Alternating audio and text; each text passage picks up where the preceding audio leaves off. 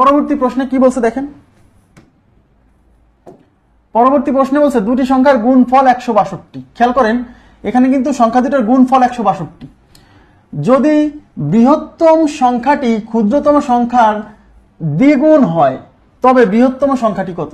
দেখেন প্রথম শর্তে কি, সংখ্যা দুইটা আপনি ধরে নেবেন এক্স ওয়াই, ধরে নেবেন যে সংখ্যা দুইটা কি এক্স ও ওয়াই, বুঝতে পারছেন? সংখ্যা দুইটা ধরে নেবেন এক্স ও ওয়াই। আচ্ছা, সংখ্যা দুইটা ধরে নিলেন এক্স ও ওয়াই।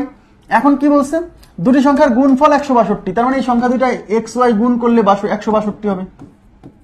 ওকে, আচ্ছা এবার বলছে যদি বৃহত্তম সংখ্যাটি ক্ষুদ্রতম সংখ্যাটির দ্বিগুণ হয়। এখানে বৃহত্তম সংখ্যা কে আপনি কি জানেন? এখানে বৃহত্তম সংখ্যা কে আপনি জানেন না, আপনি ধরে নেন, ধরে নেবেন যে এক্স ওয়াই এর চেয়ে বড়, x is greater than y, এটা ধরে নেবেন ইচ্ছা মতো, বা y is greater than x করলেও হবে, সমস্যা নেই। এবার বলছে যদি বৃহত্তম সংখ্যাটি ক্ষুদ্রতম সংখ্যার দ্বিগুণ হয়, মানে বৃহত্তম সংখ্যা যেহেতু আমি এক্স ধরছি তার মানে এক্স ইকুয়াল টু হবে কি 2y। এই যে বৃহত্তম সংখ্যা ক্ষুদ্রতম সংখ্যার দ্বিগুণ।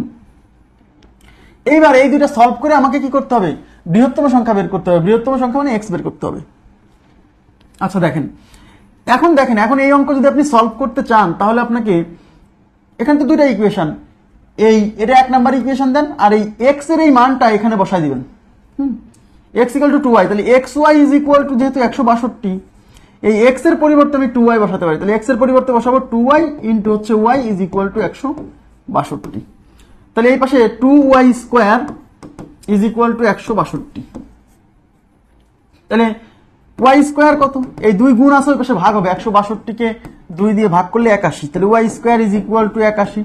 তাহলে y is equal to root 81, এই যে স্কোয়ার রুট হবে, রুট 81 মানে 9। তাহলে y এর মান বের হয়েছে 9, y এর মান 9।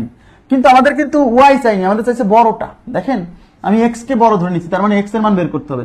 এখন x ইকুয়াল টু আবার 2y না, তাহলে y এর মান যেহেতু 9 পাইছেন, এই 9 এখানে বসাই দিলেও হবে, এখানে বসাই দিলেও হবে। তাহলে অতএব x ইজ ইকুয়াল টু, কত 2y। তাহলে 2 ইন্টু y এর মান 9, 9 দুগুণে 18, তার মানে x এর ভ্যালু হচ্ছে 18। মানে এই টাইপের কোশ্চেনে আপনাকে অঙ্কে দুইটা শর্ত দেওয়া থাকবে, সেই শর্ত দুইটা থেকে আপনি দুইটা সমীকরণ পাবেন, ঠিক আছে? সেই সমীকরণ দুইটা সমাধান করে আপনাকে মানে ওই সংখ্যা দুইটার মান বের করতে হবে। আশা করি বুঝতে পারছেন। নেক্সট প্রশ্নে চলে যাচ্ছি। নেক্সট প্রশ্নে কি বলছে দেখেন, বলছে দুটি সংখ্যার যোগফল তাদের বিয়োগফলের 3 গুণ। ছোট সংখ্যাটি 20 হলে, এখানে হচ্ছে হলে, এখানে একটু বানান ভুল আছে, একটু ঠিক করবেন। ছোট সংখ্যাটি 20 হলে